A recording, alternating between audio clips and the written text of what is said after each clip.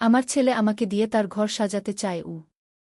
ছেলে নতুন চাকরি পেয়েছে, নিজের জন্য একটা ফ্ল্যাট ভাড়া নিয়েছে।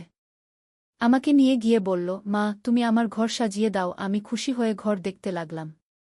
হঠাৎ সে আমাকে বেডরুমে নিয়ে গিয়ে বলল, এটা আমাদের ঘর। আমি অবাক হয়ে বললাম, আমাদের? সে হেসে বলল, হ্যাঁ মা, আমি চাই তুমি আমার সাথে এখানে থাকো। আমার হৃদস্পন্দন বেড়ে গেল। সে একটা ডবল বেড দেখিয়ে বলল, এখানে আমরা দুজন ঘুমাব। আমি কাঁপতে কাঁপতে বললাম, এটা ঠিক নয়। কিন্তু সে আমার হাত ধরে বলল, মা আমি তোমাকে ভালোবাসি, স্বামী যেমন স্ত্রীকে ভালোবাসে। আমার গলা শুকিয়ে গেল। সে আমাকে ড্রেসিং টেবিলের সামনে নিয়ে গিয়ে বলল, এখানে তুমি রোজ সাজবে আমার জন্য। আমি প্রতিবাদ করতে গেলে সে আমার ঠোঁটে আঙুল রাখল। শুধু শোনো মা, আমি তোর জন্য সবকিছু রেডি করেছি। সে ওয়ার্ড্রোব খুলে দেখাল অনেক শাড়ি। এগুলো সব তোর জন্য কিনেছি। আমার চোখ জ্বলে ভরে গেল। সে আমার কাঁধে হাত রেখে বলল, মা এই ঘরে আমরা স্বামী স্ত্রীর মতো থাকব। আমি তার হাত সরিয়ে দিতে চাইলে সে আমাকে জড়িয়ে ধরল। আমি জানি তুমি রাজি। তোর চোখে আমি দেখেছি। আমার পুরো শরীর কাঁপছিল। সে আমার কপালে চুমু দিয়ে বলল, মা এই ঘরেই আমাদের স্বর্গ। জানালা দিয়ে সন্ধ্যার আলো ঘরে এসে পড়ছিল। সে আমার হাত নিয়ে বলল, মা আমাদের নতুন জীবন শুরু হোক এই ঘর থেকে। এই গল্পটি সম্পূর্ণ শুনলে আপনাদের পানি অটোমেটিক বের হয়ে যাবে। যত দ্রুত সম্ভব হাতের কাছে টিস্যু নিয়ে বসে পড়ুন। বিছানার চাদর যেন নষ্ট না হয় সেটা সম্পূর্ণ খেয়াল রাখার অনুরোধ জানিয়ে গল্পটি এখন শুরু করব। তার আগের সর্বশেষ অনুরোধ, দয়া করে এমন পানি বের করার গল্প নিয়মিত শুনতে আমাদের চ্যানেলটি সকলেই সাবস্ক্রাইব করুন। ধন্যবাদ। হ্যালো বন্ধুরা, আমার নাম কমলা দাস। আমার বয়স 40 বছর। আমার স্বামীর নাম রবীন্দ্র দাস, বয়স 43 বছর। আমাদের 2 সন্তান, রাহুল আর মিতা। রাহুল 20 বছর বয়সী, বিশ্ববিদ্যালয়ে পড়ে। মিতা 14 বছর বয়সী, স্কুলে যায়। রাহুলের নতুন চাকরি হয়েছে একটা বড় কোম্পানিতে। সে বলল আমাকে তার নতুন ফ্ল্যাটে নিয়ে যেতে। আমি ভাবলাম ছেলেটা নিশ্চয়ই তার মায়ের হাতে ঘর সাজাতে চায়। কিন্তু যা ঘটল সেটা ছিল সম্পূর্ণ অন্যরকম একটা রহস্য। সেদিন সকালে রাহুল এসে বলল, মা চল আমার নতুন ফ্ল্যাট দেখে আসি। আমি খুশি হয়ে রেডি হলাম। ভাবলাম ছেলের নতুন সংসারে আমার মতামত নিতে চাইছে। কিন্তু যখন ফ্ল্যাটে পৌঁছলাম তখন দেখি সেখানে একটা অদ্ভুত পরিবেশ। ফ্ল্যাটের দরজা খোলার সাথে সাথেই একটা অদ্ভুত গন্ধ পেলাম। মনে হচ্ছিল যেন কোনো রাসায়নিক পদার্থের গন্ধ। রাহুল বলল, মা ভিতরে এসো। আমি ঢুকতেই দেখলাম পুরো ফ্ল্যাটটা একেবারে অন্ধকার। সমস্ত জানালা পর্দা দিয়ে ঢাকা।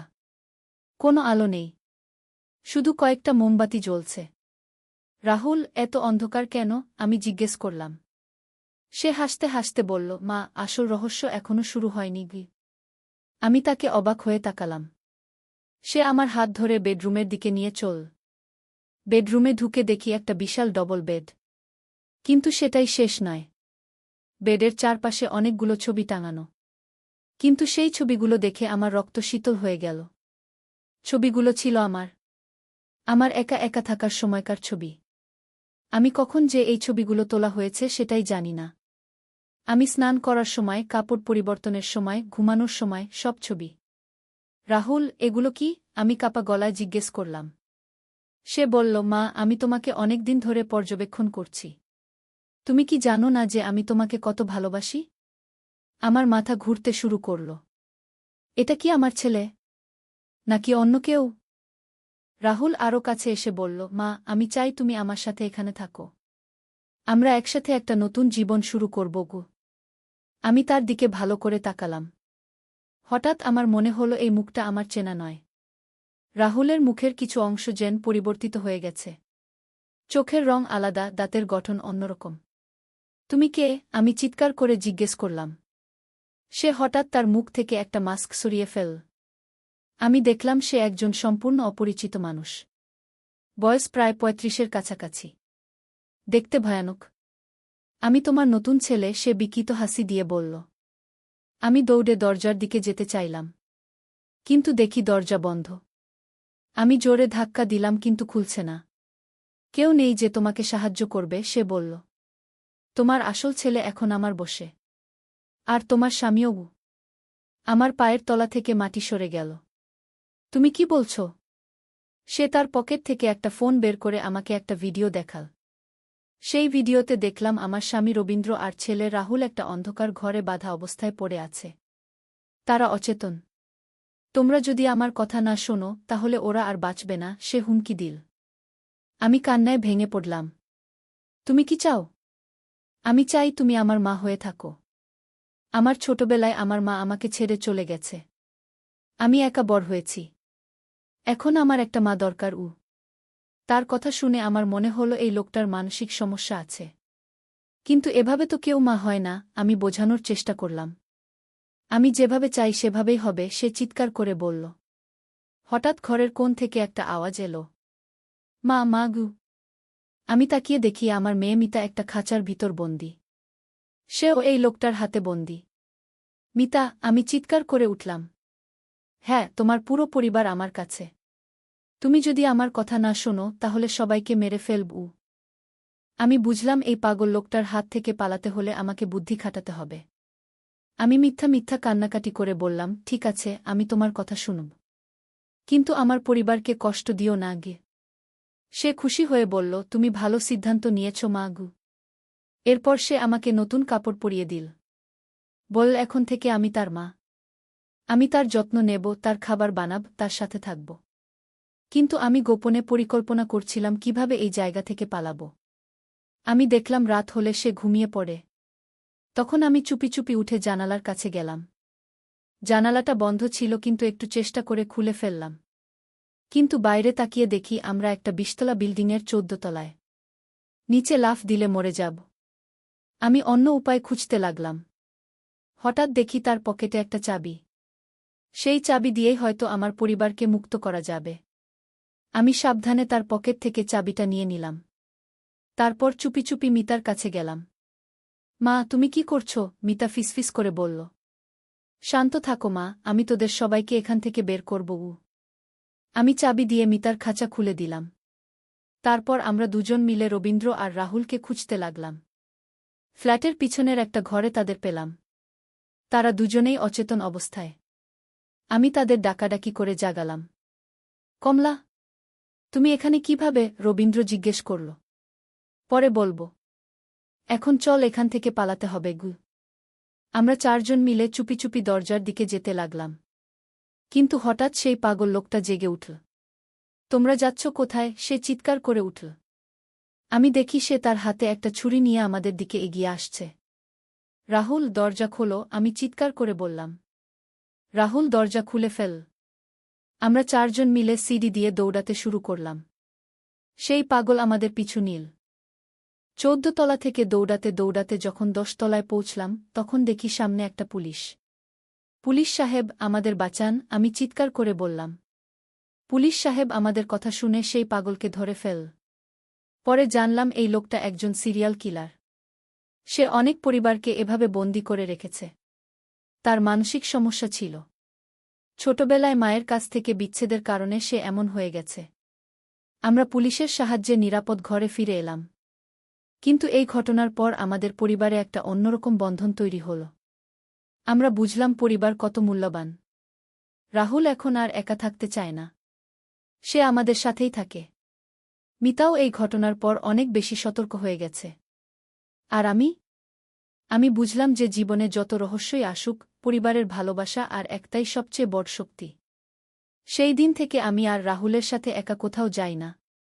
যেতে হলে পুরো পরিবার মিলেই যাই। কারণ আমি জানি এই পৃথিবীতে অনেক পাগল মানুষ আছে যারা সুযোগ পেলেই মানুষের ক্ষতি করতে চায়। এই ঘটনার পর পুলিশ আরও তদন্ত করে জানতে পারল যে এই লোকটা একটা বড় চক্রের অংশ ছিল। তারা বিভিন্ন জায়গা থেকে মানুষ ধরে এনে বিক্রি করে দিত। আমাদের পরিবারও তাদের টার্গেট ছিল। কিন্তু আল্লাহর রহমতে আমরা বেঁচে গেলাম। এখন আমরা সবসময় সতর্ক থাকি। কোনো অপরিচিত মানুষের সাথে যাই না। আর সবচেয়ে বড় কথা হল, আমি বুঝেছি যে পরিবারের মধ্যে যদি ভালোবাসা আর বিশ্বাস থাকে তাহলে যে কোনো বিপদ থেকে বেঁচে যাওয়া সম্ভব। কিন্তু আসল রহস্য এখানেই শেষ নয়। এর ৩ মাস পর আরেকটি অদ্ভুত ঘটনা ঘটল। রাহুল একদিন আমার কাছে এসে বলল, মা, আমি স্বপ্নে দেখছি সেই লোকটা আবার ফিরে এসেছে গিউ। প্রথমে আমি ভাবলাম এটা মানসিক চাপের কারণে হচ্ছে। কিন্তু পরদিন মিতাও একই কথা বলল। মা, আমি সেই খাঁচার স্বপ্ন দেখছি বারবার। আর সেখানে আরও অনেক মেয়ে আছে গিউ। আমার মনে হতে লাগল যে এটা শুধু স্বপ্ন নয়, কোনো গভীর রহস্য লুকিয়ে আছে। সেদিন রাতে আমি টিভিতে খবর দেখছিলাম। হঠাৎ দেখি একটা ব্রেকিং নিউজ, সেই সিরিয়াল কিলার জেল থেকে পালিয়ে গেছে গিউ। আমার হাত পা ঠান্ডা হয়ে গেল। সে আবার ফিরে এসেছে। পরদিন সকালে একটা অদ্ভুত ঘটনা ঘটল। আমাদের দরজায় কেউ কড়া নাড়ল। আমি দরজা খুলে দেখি একটা ছোট মেয়ে, বয়স প্রায় 10 বছর।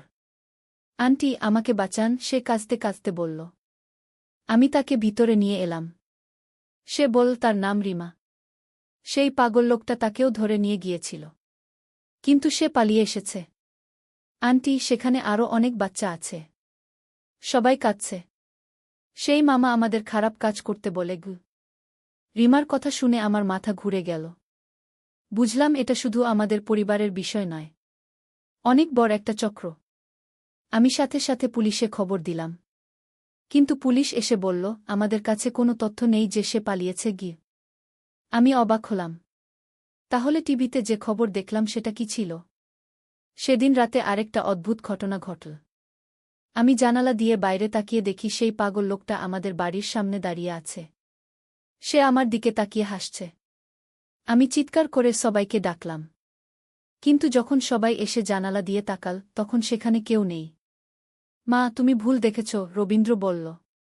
কিন্তু আমি নিশ্চিত ছিলাম যে আমি তাকে দেখেছি। পরদিন সকালে আরও ভয়ানক একটা ঘটনা ঘটল। রিমা হারিয়ে গেল। সে আমাদের বাড়িতে ছিল, কিন্তু সকালে উঠে দেখি সে নেই। আমরা তাকে খুঁজতে লাগলাম সারা পাড়ায়। কিন্তু তার কোনো খোঁজ নেই। দুপুরে একটা চিঠি এলো আমাদের বাড়িতে। চিঠিতে লেখা ছিল, কমলা, তুমি ভেবেছিলে আমি শেষ? আমি শুরু। তোমার রিমাকে আমি নিয়ে গেছি। তুমি যদি তাকে ফেরত চাও, তাহলে আজ রাত 12টায় সেই পুরনো ফ্ল্যাটে এসো।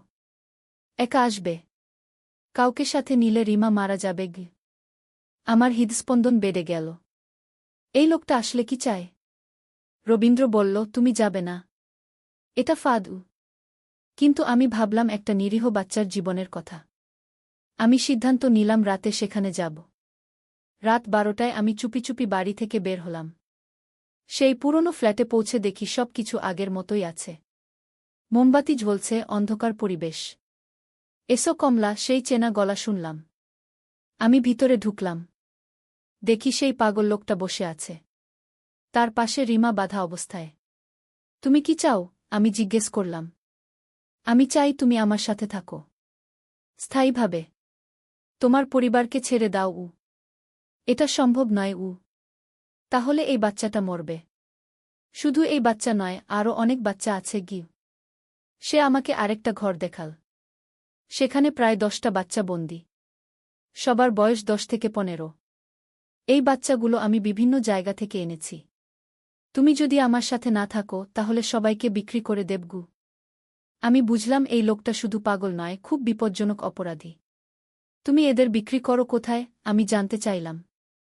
বিদেশে। অনেক টাকা পাই। কিন্তু তোমাকে আমি বিক্রি করব না।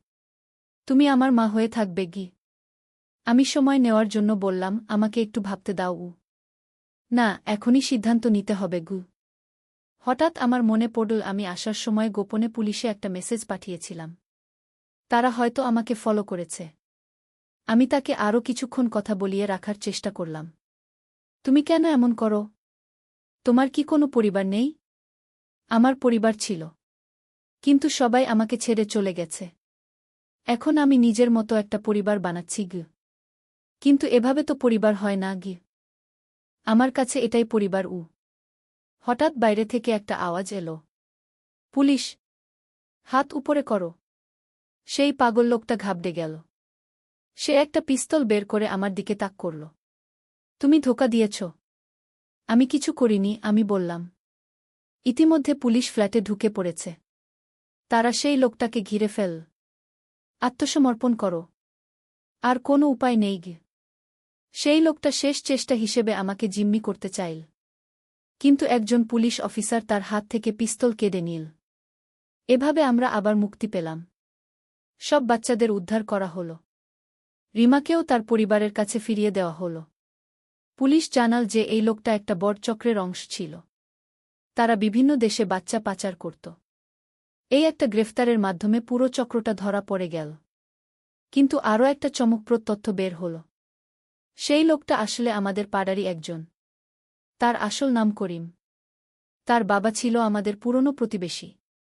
ছোটবেলায় সে আমাদের বাড়িতে খেলতে আসত। কিন্তু তার বাবা-মা যখন তালাক নিল তখন সে মানসিকভাবে ভেঙে পড়ে। ধীরে ধীরে সে অপরাধের জগতে জড়িয়ে পড়ে। আমি ভাবলাম কিভাবে একটা নিরীহ বাচ্চা এত বড় অপরাধী হয়ে উঠতে পারে। এটা আমাকে ভাবিয়ে তুলল পরিবারের গুরুত্ব নিয়ে। এরপর আরও অনেক দিন আমাদের মানসিক চিকিৎসা নিতে হয়েছে। কারণ এই ঘটনা আমাদের মনে গভীর প্রভাব ফেলেছিল। কিন্তু এর মধ্যেও একটা ভালো দিক ছিল। আমাদের পরিবার আগের চেয়ে অনেক বেশি কাছাকাছি এসেছে। আমরা একে অপরের যত্ন নিতে শিখেছি। রাহুল এখন আর একা থাকার কথা চিন্তা করে না। সে বলে, মা, পরিবার ছেড়ে কোথাও যাব না গি। মিতাও অনেক বেশি সচেতন হয়েছে। সে অপরিচিত কারো সাথে কথা বলে না। আর আমি শিখেছি যে জীবনে যত বিপদই আসুক, সাহস আর বুদ্ধি দিয়ে সব কিছু মোকাবেলা করা যায়। এই ঘটনার পর আমি আমাদের পাড়ার অন্যান্য পরিবারের সাথেও যোগাযোগ বাড়িয়েছি। আমরা একসাথে মিলে একটা নিরাপত্তা কমিটি গঠন করেছি, যাতে এমন ঘটনা আর না ঘটে। আমরা বাচ্চাদের সচেতন করার জন্য বিভিন্ন প্রোগ্রাম করি।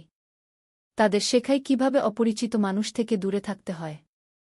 সবচেয়ে বড় কথা হল, আমি বুঝেছি যে সমাজে এমন অনেক মানুষ আছে যারা সাহায্যের অপেক্ষায় থাকে। যদি সঠিক সময়ে সঠিক সাহায্য পায় তাহলে তারা হয়তো অপরাধী হতো না। করিমের ক্ষেত্রেও তাই। তার ছোটবেলায় যদি কেউ তার দেখভাল করত, তাহলে হয়তো আজ সে এত বড় অপরাধী হতো না। এই গল্পটা আমি আপনাদের বলছি যাতে আপনারাও সতর্ক থাকেন। সাথে সাথে আপনাদের আশেপাশে যদি কোনো বাচ্চা বা মানুষ বিপদে থাকে, তাহলে তাদের সাহায্য করুন। কারণ আজকে যাকে আমরা সাহায্য করব, কাল সে হয়তো আমাদের বিপদে কাজে আসবে। আর হ্যাঁ, এই ঘটনার পর আমাদের পরিবারে যে জল আর শান্তি ফিরে এসেছে সেটাই আসল সুখ। কারণ পরিবার হচ্ছে আমাদের সবচেয়ে বড় সম্পদ। একদিন আলী সাহেব সোহেলের অফিসে এলেন। সোহেল তাকে দেখে অবাক হয়ে গেল। স্যার, আপনি এখানে? হ্যাঁ সোহেল, তোমার অফিস একবার দেখতে চাইলাম। খুব সুন্দর হয়েছে গু। আলী সাহেব পুরো অফিস ঘুরে দেখলেন। কর্মচারীদের সাথে কথা বললেন। তারপর সোহেলের রুমে এসে বসলেন। সোহেল, তুমি অনেক দূর এসেছ। মনে আছে 7 বছর আগে তুমি যখন আমার অফিসে প্রথম এসেছিলে চা বানানোর কাজ করতে? হ্যাঁ স্যার, সব মনে আছে ইউ। আমি গর্বিত যে আমি তোমাকে একটা সুযোগ দিয়েছিলাম। আর তুমি সেই সুযোগকে কাজে লাগিয়েছ। জানো সফলতার মূল সূত্র কি? কি স্যার? কঠোর পরিশ্রম, সততা আর হাল না ছাড়া।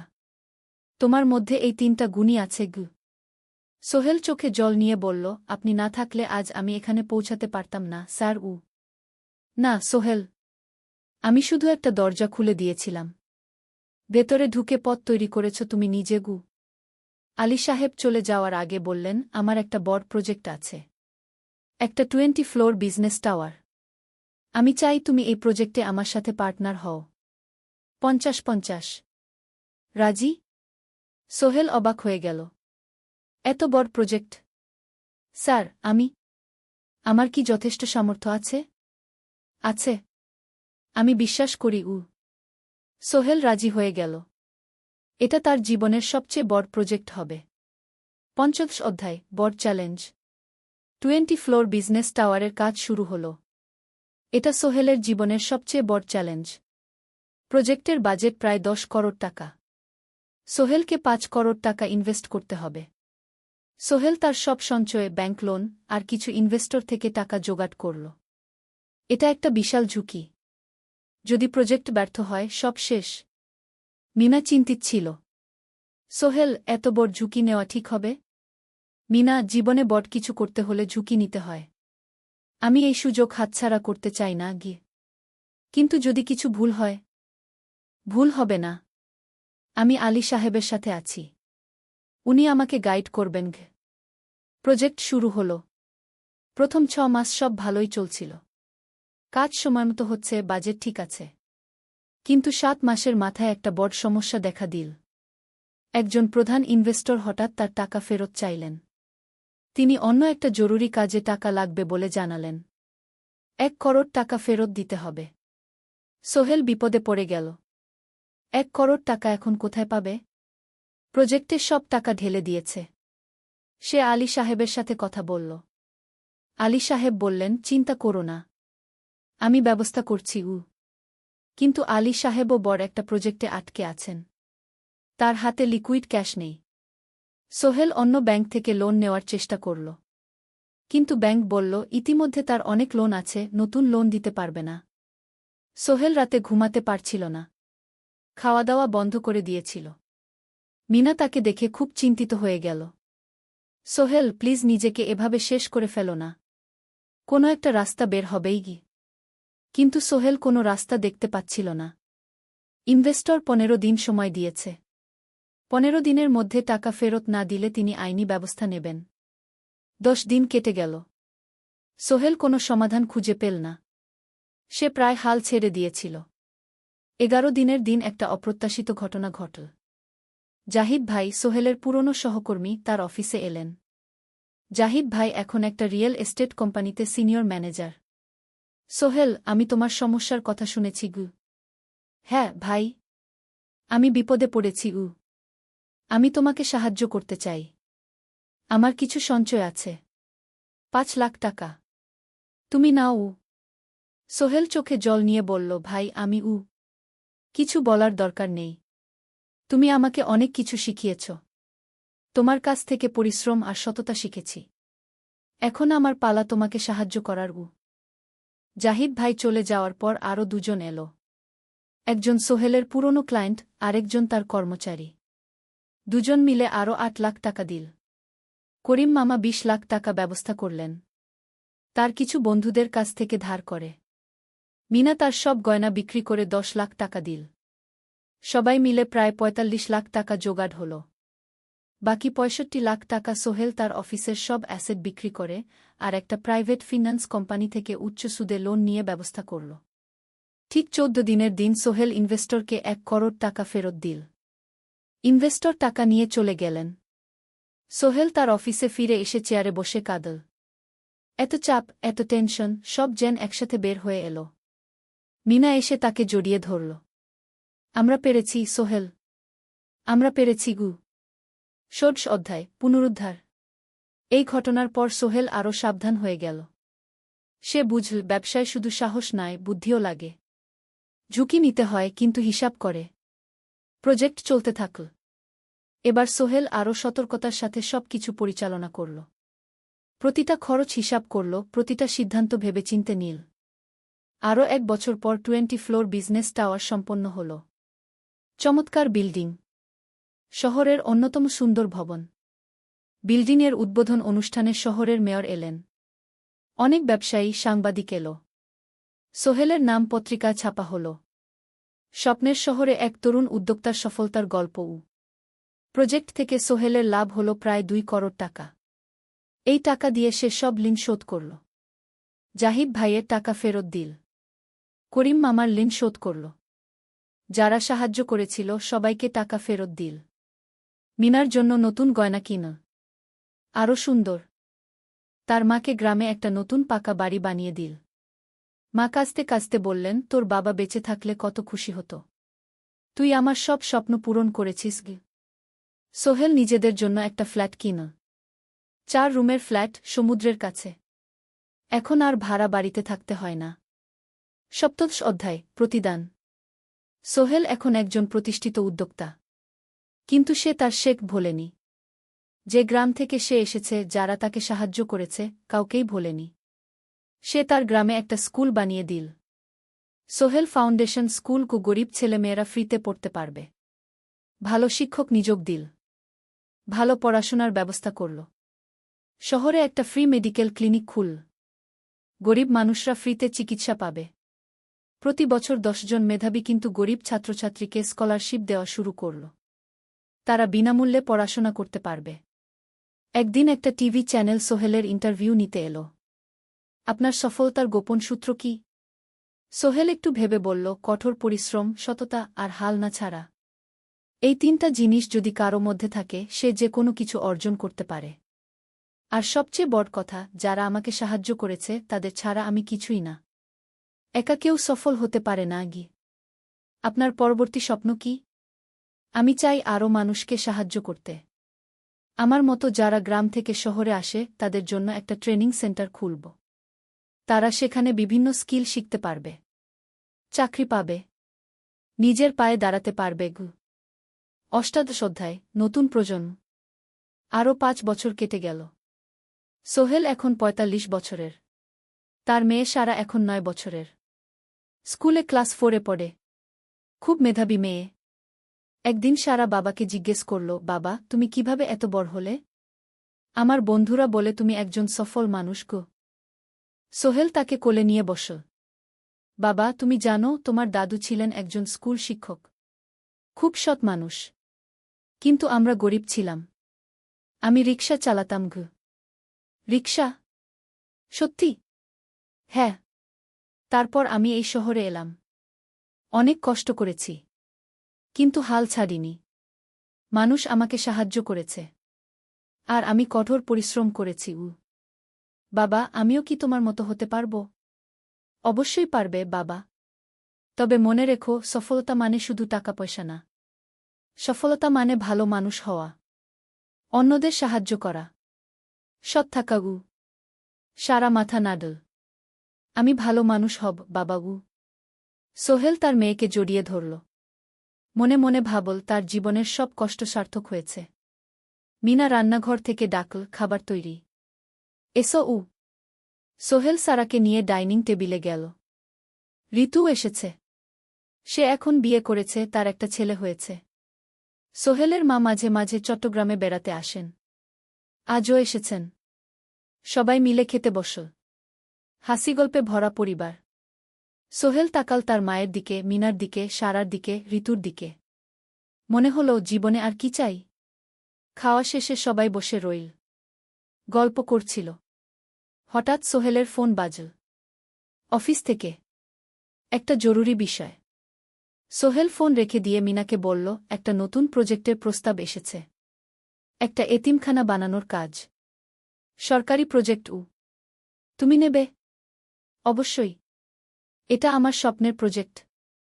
যেসব বাচ্চাদের বাবা মা নেই তাদের জন্য একটা সুন্দর জায়গা। মিনা হাসল। তুমি কখনো বদলাও না। এখনো অন্যদের কথা ভাবো। এটাই তো জীবন মিনা। শুধু নিজের জন্য বাঁচলে কি হবে?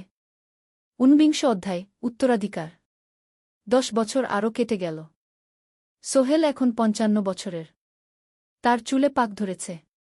কিন্তু শক্তি এখনও আগের মতোই। সারা এখন 19 বছরের। সে বিশ্ববিদ্যালয়ে ইঞ্জিনিয়ারিং পড়ছে। সে চায় বাবার মতো কনস্ট্রাকশন ইন্ডাস্ট্রিতে কাজ করতে। একদিন সারা বাবাকে বলল, বাবা, আমি তোমার কোম্পানিতে কাজ করতে চাই। এখনও তো তোর পড়াশোনা বাকি। জানি। কিন্তু আমি এখন থেকেই শিখতে চাই। ছুটির দিনে তোমার সাথে সাইটে যেতে চাই। দেখতে চাই কিভাবে কাজ হয়। সোহেল খুশি হয়ে গেল। তার মেয়ে তার পথ অনুসরণ করতে চায়। ঠিক আছে। কিন্তু শর্ত হল, তোকে সবকিছু নিজ থেকে শিখতে হবে। কোনো স্পেশাল ট্রিটমেন্ট পাবি না। আমি তো তাই চাই বাবাগু। সারা তার বাবার সাথে কাজ শিখতে শুরু করল। সে দেখল কিভাবে শ্রমিকরা কাজ করে, কিভাবে ম্যাটেরিয়াল বাছাই করতে হয়, কিভাবে একটা প্রজেক্ট ম্যানেজ করতে হয়। সোহেল তাকে কোনো সহজ পথ দিল না। সারাকেও সবার মতো কষ্ট করতে হল। সাইটে রোদে দাঁড়িয়ে থাকতে হল। শ্রমিকদের সাথে কথা বলতে হল। কিন্তু সারা হাল ছাড়ল না। সে তার বাবার মেয়ে। পরিশ্রম করতে জানে। 3 বছর পর সারা গ্রাজুয়েট হল। সে সোহেলের কোম্পানিতে জুনিয়র প্রজেক্ট ম্যানেজার হিসেবে যোগ দিল। সোহেল ধীরে ধীরে সারাকে বড় দায়িত্ব দিতে শুরু করল। সারা তার বাবার মতোই সৎ, পরিশ্রমী। 20 অধ্যায়, সমাপ্তি নয়, নতুন শুরু। আরও 5 বছর পর। সোহেল এখন 60 বছরের। সে সিদ্ধান্ত নিল, এবার অবসর নেওয়ার সময় এসেছে। কোম্পানির দায়িত্ব সারাকে দেবে। একটা অনুষ্ঠান করা হল। সোহেল আনুষ্ঠানিকভাবে কোম্পানির চেয়ারম্যান পদ থেকে অবসর নিল। সারা হল নতুন ম্যানেজিং ডিরেক্টর। সোহেল তার বক্তব্যে বলল, আমি যখন এই শহরে এসেছিলাম আমার পকেটে ছিল মাত্র 5,000 টাকা। একটা ছোট্ট ব্যাগ। আর অনেক স্বপ্ন। আজ 40 বছর পর আমি পেছনে ফিরে তাকাই, দেখি একটা দীর্ঘ পথ। সেই পথে অনেক কষ্ট ছিল, অনেক বাধা ছিল। কিন্তু ছিল অনেক ভালোবাসাও। অনেক মানুষের সাহায্যও। আমি বিশ্বাস করি সফলতা একা আসে না। এটা আসে অনেক মানুষের সমর্থন, ভালোবাসা আর বিশ্বাস নিয়ে। আমি যা কিছু অর্জন করেছি তা আমার একার না। এটা আমার পরিবারের, আমার কর্মচারীদের, আমার বন্ধুদের, সবার। আজ আমি আমার মেয়ে সারার হাতে এই দায়িত্ব তুলে দিচ্ছি। আমি জানি সে আমার চেয়ে ভালো করবে। কারণ সে শিখেছে আমার ভুল থেকে, আমার অভিজ্ঞতা থেকে। অনুষ্ঠান শেষ হল। সবাই চলে গেল। সোহেল আর মিনা অফিসে একা দাঁড়িয়ে রইল। মিনা, মনে আছে আমরা প্রথম কখন দেখা হয়েছিলাম? হ্যাঁ, তোমার সেই ছোট্ট মুদি দোকানে। তুমি বিস্কুট কিনতে এসেছিলে। কে ভেবেছিল সেই দিন থেকে আমাদের এই পর্যস্বপ্নের শহর। প্রথম অধ্যায়, যাত্রা শুরু। সকাল 7টা বেজে গেছে। ঢাকার কমলাপুর রেলস্টেশনে মানুষের ভিড়। চারদিকে চা বিস্কুট বিক্রেতাদের চিৎকার, ট্রেনের হর্ন আর যাত্রীদের কোলাহল। এই বিশাল ভিড়ের মধ্যে একটা ছোট্ট ব্যাগ হাতে দাঁড়িয়ে আছে সোহেল। বয়স মাত্র 22। গায়ের রং শ্যামলা, চোখে স্বপ্নের ঝিলিক। ভাইজা, চট্টগ্রামের টিকিট আছে? সোহেল টিকিট কাউন্টারের সামনে দাঁড়িয়ে জিজ্ঞেস করল। আছে। ৩০ টাকা। কাউন্টারের লোকটা উত্তর দিল। সোহেল তার পকেট থেকে টাকা বের করল। মোট ৫,০০০ টাকা। এই টাকা সে জমিয়েছে গত ৩ বছরে রিকশা চালিয়ে। তার স্বপ্ন ছিল চট্টগ্রাম গিয়ে একটা ভালো চাকরি পাওয়া। গ্রামে আর থাকতে চায় না সে। বাবা মারা গেছেন ১০ বছর আগে। মা আর ছোট বোন ঋতুকে নিয়ে সংসার চালাচ্ছিল রিকশা চালিয়ে। কিন্তু এভাবে তো আর সারা জীবন চলবে না। টিকিট কেটে সোহেল প্ল্যাটফর্মে এলো। ট্রেন ছাড়বে আর মাত্র ১৫ মিনিট পরে। সে একটা বেঞ্চে বসে পড়ল। ব্যাগটা বুকের কাছে চেপে ধরল। এই ব্যাগে আছে তার সব সম্পদ, কিছু কাপড়, একটা ছোট্ট ফটো ফ্রেমে বাবা মায়ের ছবি, আর কিছু টাকা। কোথায় যাচ্ছেন? পাশে বসা একজন বয়স্ক মানুষ জিজ্ঞেস করলেন। চট্টগ্রাম কাকা। চাকরি খুঁজতে যাচ্ছি। সোহেল বিনয়ের সাথে উত্তর দিল। ভালো। তবে শহরে সাবধানে থাকবেন। শহর মানে অনেক সুযোগ, কিন্তু অনেক ফাঁদও আছে। বয়স্ক লোকটা বললেন। সোহেল মাথা নাড়ল। সে জানে শহরের জীবন সহজ না। কিন্তু তার কোনো বিকল্প নেই। গ্রামে রিকশা চালিয়ে মাসে ৩,৫০০ টাকা আয় হতো। তার মধ্যে সংসার চালাতে হতো, বোনের স্কুলের খরচ দিতে হতো, মায়ের ওষুধের খরচ দিতে হতো। কিছুই বাঁচত না। আর এই জীবন থেকে বেরোনোর একটাই পথ, শহরে গিয়ে ভালো কাজ খুঁজে নেওয়া। সোহেল মনে মনে ভাবল তার বাবার কথা। বাবা ছিলেন একজন স্কুল শিক্ষক। খুব সৎ মানুষ ছিলেন। সবসময় বলতেন, সোহেল, তুই লেখাপড়া শিখে বড় মানুষ হবি। আমাদের পরিবারে আর কেউ বড় চাকরি করেনি। তুই করবি। কিন্তু বাবা যখন মারা গেলেন তখন সোহেল মাত্র এসএসসি পরীক্ষা দিয়েছে। ফলাফল ভালো হয়েছিল, জিপিএ অর্ধচতু।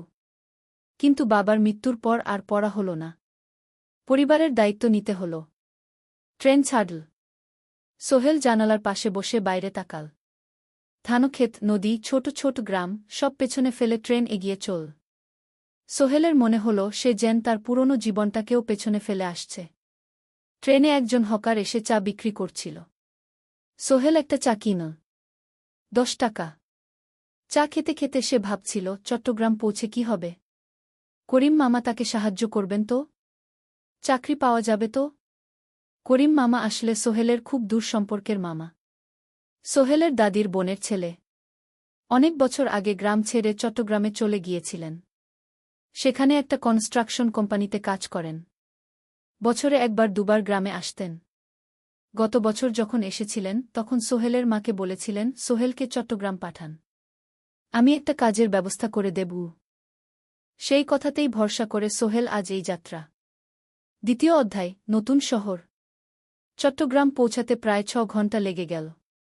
দুপুর ১টা বাজে। সোহেল স্টেশন থেকে বের হয়ে শহরের রাস্তায় দাঁড়াল। কি বিশাল শহর! এত গাড়ি, এত মানুষ। চারদিকে উঁচু উঁচু বিল্ডিং, দোকানপাট, মানুষের ভিড়। সোহেল কিছুক্ষণ দাঁড়িয়ে থাকল, সব কিছু দেখতে দেখতে। তার মনে হচ্ছিল সে যেন অন্য কোনো পৃথিবীতে এসে পড়েছে। তার পকেটে একটা ছোট্ট কাগজ আছে। সেখানে লেখা একটা ঠিকানা, করিম মিয়া, বাড়ি নং ২৩, রোড নং ৫, আগ্রাবাদ, চট্টগ্রামকে। সোহেল একটা রিকশা ডাকল। কত নেবেন আগ্রাবাদ যেতে? ৫০ টাকা। সোহেল রিকশায় উঠল। রাস্তার দুধারে দোকান, মার্কেট, অফিস সব কিছু দেখতে দেখতে সে অবাক হয়ে গেল। এত বড় শহর, এত কিছু! গ্রামের সেই ছোট্ট বাজারের সাথে কোনো তুলনাই হয় না। প্রায় আধা ঘণ্টা পর রিকশা একটা পুরনো বাড়ির সামনে থামল। ৩ তলা বাড়ি, কিন্তু রং উঠে গেছে। সিঁড়ি দিয়ে উঠে ৩য় তলায় করিম মামার ফ্ল্যাটে নক করল। দরজা খুলল এক মধ্যবয়সী মহিলা। কে? আসসালামু আলাইকুম আপা। আমি সোহেল। নোয়াখালীর গ্রাম থেকে এসেছি। করিম মামা বাড়িতে আছেন? মহিলা তাকে মাথা থেকে পা পর্যন্ত দেখল। করিম তো অফিসে গেছে। তুমি কে? কোথা থেকে এসেছ? সোহেল সব খুলে বলল। মহিলা তাকে ভেতরে ঢুকতে দিল। বসো। করিম সন্ধ্যায় ফিরবে গু। ফ্ল্যাটটা ছোট। 2টো রুম, একটা ছোট্ট রান্নাঘর আর একটা বাথরুম। কিন্তু সোহেলের কাছে খুব সুন্দর লাগল। গ্রামের সেই টিনের ঘরের চেয়ে তো অনেক ভালো। মহিলা তার নাম জানাল সালমা। করিম মামার স্ত্রী। তাদের 2টো ছেলে, একজন ক্লাস 8-এ পড়ে, আরেকজন ক্লাস 5-এ। খেয়েছ? সালমা আপা জিজ্ঞেস করল। না আপাগু। অপেক্ষা করো। ভাত আছে, মাছ আছে। খাও। সোহেল প্রথমে রাজি হতে চাইল না, কিন্তু খুব খিদে পেয়েছিল। সকাল থেকে শুধু একটা চা আর বিস্কুট খেয়েছে। খাওয়া দাওয়ার পর সোহেল বসে রইল। সালমা আপা তাকে গল্প করতে লাগল। তোমার মা কেমন আছেন? তোমার বোন? ভালো আছে আপা। মার একটু গেটে বাত আছে। ওষুধ খাচ্ছেন। বোন স্কুলে পড়ে কু। তুমি কি করতে চাও এখানে? চাকরি খুঁজছি আপা। যে কোনো কাজ করব। বাসায় মা আর বোনকে টাকা পাঠাতে হবে। সালমা আপা মাথা নাড়ল। করিম তোমার জন্য কিছু একটা করবে। সে ভালো মানুষ গ। সারাদিন অপেক্ষা করল সোহেল। সন্ধ্যা 6টায় করিম মামা ফিরলেন। 50-এর কাছাকাছি বয়স, কালো রঙের প্যান্ট শার্ট পরা, হাতে একটা ব্যাগ।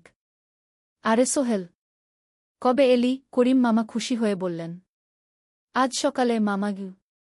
করিম মামা তাকে জড়িয়ে ধরলেন। অনেকদিন পর দেখলাম। কেমন আছিস? ভালো আছি মামা গি। ভালো করেছিস এসে। এখানে অনেক সুযোগ আছে। তোর জন্য একটা কাজের ব্যবস্থা করে দেব। তবে প্রথমে কয়েকদিন এখানে থাক। শহরটা একটু চিনে নে। তারপর কাজে যোগ দিবি। সোহেলের মনে আসার আলো জ্বল। সে ভাবল হয়তো তার ভাগ্য এবার পাল্টাবে। 3য় অধ্যায়, প্রথম চাকরি। 1 সপ্তাহ পরে করিম মামা সোহেলকে তার কোম্পানিতে নিয়ে গেলেন। কোম্পানির নাম আলামিন কনস্ট্রাকশন। অফিসটা শহরের কেন্দ্রে, 5 তলা একটা বিল্ডিংয়ের দোতলায়। মালিক আলী সাহেব। 50-এর কাছাকাছি বয়স, মোটা চেহারা, চোখে সোনার ফ্রেমের চশমা। বড়লোক মানুষ, কিন্তু খুব কড়া। এই ছেলেটাকে কি কাজে লাগাবেন? আলী সাহেব করিম মামাকে জিজ্ঞেস করলেন। স্যার, ও আমার আত্মীয়। গ্রাম থেকে এসেছে। খুব পরিশ্রমী। যে কোনো কাজে লাগাতে পারেন। আলী সাহেব সোহেলের দিকে তাকালেন। তুমি কি পড়েছ? Sir, SSC pass. জিপিএ অর্ধচতু। হুম। ভালো। কম্পিউটার চালাতে পারো? না স্যার, পারি না। কিন্তু শিখতে চাই। আলী সাহেব একটু ভাবলেন। ঠিক আছে। তোমাকে অফিসের কাজে রাখব। ফাইল গুছানো, চা বানানো, কাগজপত্র নিয়ে যাওয়া না, এসব। মাসে 5,000 টাকা। রাজি আছো? জি স্যার। সোহেল খুশি হয়ে গেল। 5,000 টাকা। রিকশা চালিয়ে 3,500 পেত। এখানে 5,000। কাজ শুরু হলো পরদিন থেকে। সকাল 8টায় অফিসে যেতে হয়, ফিরতে হয় সন্ধ্যা 7টায়। প্রথম দিন সোহেল ঘুম থেকে উঠল ভোর 5টায়। তৈরি হয়ে 7:30টায় অফিসের উদ্দেশ্যে বের হল। করিম মামার বাড়ি থেকে অফিস প্রায় 5 কিলোমিটার। বাসে যেতে হয়। অফিসে পৌঁছে সোহেল দেখল সেই প্রথম আলী সাহেব এখনো আসেননি। অফিস খোলা ছিল না। 8-10 মিনিট পর একজন লোক এসে অফিস খুল। তুমি নতুন? জি। আমি সোহেল গু। আমি জাহিদ, অ্যাসিস্ট্যান্ট ম্যানেজার। এসো। জাহিদ ভাই সোহেলকে সব কিছু দেখাল। অফিসে মোট 6 জন কর্মচারী। দুজন ইঞ্জিনিয়ার, একজন অ্যাকাউন্ট্যান্ট, একজন অ্যাসিস্ট্যান্ট ম্যানেজার, জাহিদ ভাই, একজন রিসেপশনিস্ট, আর এখন সোহেল। সোহেলের কাজ শুরু হলো চা বানানো দিয়ে। তারপর অফিস পরিষ্কার করা, ফাইল গুছানো, কাগজপত্র এক জায়গা থেকে আরেক জায়গায় নিয়ে যাওয়া। কাজ কঠিন না, কিন্তু সারাদিন দৌড়ঝাঁপ করতে হয়। দুপুরে খাবারের জন্য আধা ঘন্টা বিরতি। সোহেল একটা ছোট হোটেলে গিয়ে ভাতরাল তরকারি খেল। 50 টাকা। সন্ধ্যায় অফিস বন্ধ হল। সোহেল ক্লান্ত হয়ে বাসায় ফিরল। কেমন লাগল প্রথম দিন? করিম মামা জিজ্ঞেস করলেন। ভালো মামা। অনেক কিছু শিখলাম গ। প্রথম মাসের শেষে সোহেল বেতন পেল 5,000 টাকা। সে 3,000 টাকা মাকে পাঠাল। মা ফোনে কাঁদতে লাগলেন। আল্লাহ তোকে ভালো রাখুক সোহেল। সোহেলের চোখেও জল এলো। তার মনে হল সে একটা বড় কাজ করতে পেরেছে। চতুর্থ অধ্যায়, শহরের জীবন। 3 মাস কেটে গেল। সোহেল এখন শহরের সাথে মিশে গেছে। প্রতিদিন অফিসে যাওয়া আসার পথে সে দেখে হাজারো মানুষের জীবন। কেউ সফল, কেউ ব্যর্থ, কিন্তু সবাই চলছে নিজের পথে। সোহেল অফিসের কাজের পাশাপাশি কম্পিউটার শেখার চেষ্টা করছে। অফিসে একটা কম্পিউটার আছে। যখন কেউ ব্যবহার করে না, তখন সোহেল একটু একটু শিখার চেষ্টা করে। জাহিদ ভাই তাকে সাহায্য করেন। সোহেল, তুমি যদি কম্পিউটার ভালোভাবে শিখতে পারো, তাহলে তোমার ভবিষ্যৎ উজ্জ্বল। জাহিদ ভাই একদিন বললেন। কিভাবে শিখব ভাই? ট্রেনিং সেন্টারে যাও। সন্ধ্যায় ক্লাস আছে। মাসে 2,000 টাকা লাগবে গে। সোহেল ভাবল, 2,000 টাকা অনেক, কিন্তু এটা বিনিয়োগ, ভবিষ্যতের জন্য। সে একটা ট্রেনিং সেন্টারে ভর্তি হল। সপ্তাহে 3 দিন, সন্ধ্যা 7:30 থেকে রাত 9টা পর্যন্ত ক্লাস। কম্পিউটারের basic, MS Word, Excel, PowerPoint, internet ব্যবহার। একদিন অফিস থেকে ফেরার সময় সোহেল একটা দোকানে চা খেতে গেল। দোকানের পাশেই একটা ছোট্ট মুদি দোকান। সেখানে একটা মেয়ে বসে আছে। বয়স হবে 20-এর কাছাকাছি। সাদাসিধে চেহারা, সাদা শাড়ি পরা, কিন্তু চোখে এক ধরনের দৃঢ়তা। ভাইজা, 1 প্যাকেট বিস্কুট দেন কি? সোহেল বলল। মেয়েটা বিস্কুট দিল। 20 টাকা। সোহেল টাকা দিয়ে যাচ্ছিল, হঠাৎ মেয়েটা বলল, আপনি নতুন এসেছেন এই এলাকায়, তাই না? হ্যাঁ। 3 মাস হল। কিভাবে বুঝলেন? আপনার চেহারা দেখেই বোঝা যায়। এখনও গ্রামের ছোঁয়া আছে। আর আপনি প্রতিদিন এই পথ দিয়ে যান। দেখেছি কি? মেয়েটা হাসল। সোহেলও হেসে ফেল। আপনি খুব পর্যবেক্ষক মনে হচ্ছে গি। জীবনে অনেক কিছু দেখেছি, তাই মানুষকে চিনতে শিখেছি গ। আপনার নাম? মিনা। এই দোকান আমার বাবার। উনি অসুস্থ, তাই আমি দেখছি গু। সেদিন থেকে সোহেল প্রায়ই সেই দোকানে যেতে শুরু করল। মিনার সাথে গল্প করত। ধীরে ধীরে তাদের মধ্যে একটা বন্ধুত্ব তৈরি হল। মিনাও তার জীবনের গল্প বলল। মিনার মা মারা গেছেন যখন সে মাত্র 7 বছরের। বাবা আব্দুল হামিদ একা হাতে মিনাকে বড় করেছেন। মুদি দোকান দিয়ে সংসার চালান। মিনা কলেজে পড়ে, অনার্স 2nd ইয়ার। সকালে কলেজে যায়, দুপুরে ফিরে এসে দোকান সামলায়। বাবার হার্টের সমস্যা আছে, তাই ভারী কাজ করতে পারেন না। তোমার স্বপ্ন কি? একদিন সোহেল জিজ্ঞেস করল। গ্র্যাজুয়েশন শেষ করে একটা ভালো চাকরি করব। তারপর বাবাকে ভালো চিকিৎসা করাব। তুমি? আমিও চাকরি করে পরিবারকে ভালোভাবে দেখভাল করতে চাই। মা আর বোনকে নিয়ে শহরে আনব একদিন গু। দুজনেই নিজেদের স্বপ্নের কথা বলতে গিয়ে বুঝল তাদের স্বপ্ন অনেকটা একই রকম। 5ম অধ্যায়, বিপদ। 6 মাস কেটে গেল। সোহেল এখন আলী সাহেবের খুব প্রিয় কর্মচারী। সে শুধু চা বিস্কুট দেওয়ার কাজই করে না, এখন কম্পিউটারেও কিছু কাজ শিখেছে। ছোটখাটো টাইপিং, ডেটা এন্ট্রি, এসব করতে পারে। আলী সাহেব খুশি হয়ে তার বেতন বাড়িয়ে 8,000 টাকা করে দিয়েছেন। একদিন রাতে সোহেল অফিস থেকে ফিরছিল। সেদিন একটু দেরি হয়ে গেছে। রাত প্রায় 9টা। সাধারণত সোহেল সন্ধ্যা 7:30টায় ফিরে। কিন্তু সেদিন অফিসে একটা জরুরি কাজ ছিল। বাস থেকে নেমে সোহেল বাড়ির দিকে হাঁটছিল। হঠাৎ একটা অন্ধকার গলিতে 3 জন লোক তাকে ঘিরে ধরল। তাদের চেহারা দেখেই বোঝা যাচ্ছিল ভালো উদ্দেশ্য নিয়ে আসেনি। টাকা দে তাড়াতাড়ি, একজন বলল। তার হাতে একটা ছুরি। সোহেল ভয় পেয়ে গেল। ভাই, আমার কাছে খুব কম টাকা আছে গি। যা আছে দে। তাড়াতাড়ি করো। সোহেল কাঁপতে কাঁপতে তার পকেট থেকে ৫ টাকা বের করে দিল। এই টাকা দিয়ে সে বাজার করবে ভেবেছিল। কিন্তু ছিনতাইকারীরা সন্তুষ্ট হল না। শুধু ৫ টাকা? তোর ব্যাগে কি আছে? তারা সোহেলের ব্যাগ কেড়ে নিল। ব্যাগে ছিল তার মোবাইল, কম্পিউটার ট্রেনিং সেন্টারের সার্টিফিকেট আর কিছু গুরুত্বপূর্ণ কাগজপত্র। না ভাই, ব্যাগটা ফেরত দেন। ওতে আমার জরুরি জিনিস আছে। মোবাইল নিয়ে নেন, কিন্তু ব্যাগটা দেন গু। কিন্তু ওরা শুনল না। একজন সোহেলকে জোরে ধাক্কা দিল। সোহেল পড়ে গেল। মাথা রাস্তার কংক্রিটে ধাক্কা লেগে গেল। রক্ত বের হল। ৩ জন দৌড়ে পালিয়ে গেল। কিছুক্ষণ সোহেল অজ্ঞান হয়ে পড়ে রইল। তারপর ধীরে ধীরে জ্ঞান ফিরল। মাথায় প্রচণ্ড ব্যথা। সে উঠে দাঁড়ানোর চেষ্টা করল, কিন্তু মাথা ঘুরছিল। কোনোমতে একটা দেয়াল ধরে দাঁড়াল। একজন পথচারী তাকে দেখে থামল। কি হয়েছে ভাই? ছিনতাই হয়েছে গি? এসো, আমি তোমাকে হাসপাতালে নিয়ে যাই। কিন্তু সোহেল রাজি হল না। না, ঠিক আছি। বাড়ি যেতে পারব। সে কোনোমতে করিম মামার বাড়িতে পৌঁছাল। দরজা খুলেই সালমা আপা চিৎকার করে উঠলেন। ও আল্লাহ! কি হয়েছে? করিম মামা দৌড়ে এলেন। সোহেলকে ভেতরে নিয়ে গেলেন। তার মাথায় জল ঢেলে রক্ত পরিষ্কার করলেন। ক্ষতটা বেশ গভীর। হাসপাতালে যেতে হবে কি? করিম মামা বললেন। তারা একটা অটোরিকশা নিয়ে নিকটস্থ হাসপাতালে গেলেন। ডাক্তার সোহেলের মাথায় ৩টা সেলাই দিলেন।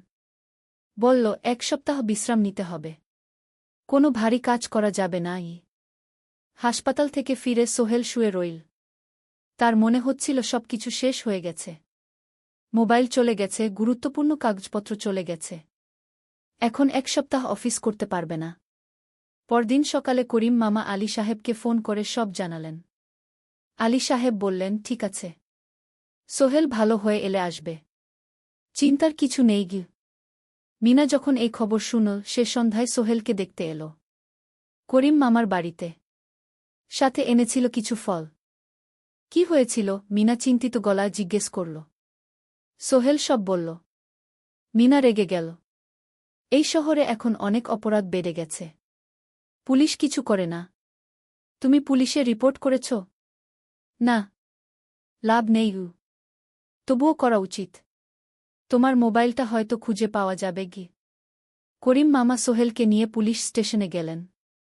জেনারেল ডায়েরি করলেন। কিন্তু পুলিশ খুব একটা আশা দিল না।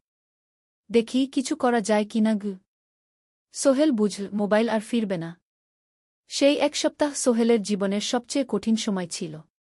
সে শুধু শারীরিকভাবেই ক্ষতিগ্রস্ত হয়নি, মানসিকভাবেও ভেঙে পড়েছিল। প্রতিরাতে দুঃস্বপ্ন দেখত। সেই ৩ জন ছিনতাইকারীর মুখ ভুলতে পারছিল না। মিনা প্রায় প্রতিদিন আসত। তাকে সাহস দিত। তুমি হাল ছেড়ো না সোহেল। জীবনে এরকম খারাপ সময় আসে। কিন্তু এটা কাটিয়ে ওঠাই হলো আসল বীরত্ব। সোহেলের মা গ্রাম থেকে ফোন করতেন। করিম মামার মোবাইল থেকে। তুই ভালো আছিস তো? সোহেল মাকে সব সত্যি বলেনি। শুধু বলেছে, হ্যাঁ মা, ভালো আছি। একটু জ্বর হয়েছিল। এখন ভালো। ১ সপ্তাহ পর সোহেল আবার অফিসে গেল। আলী সাহেব তাকে দেখে খুশি হলেন।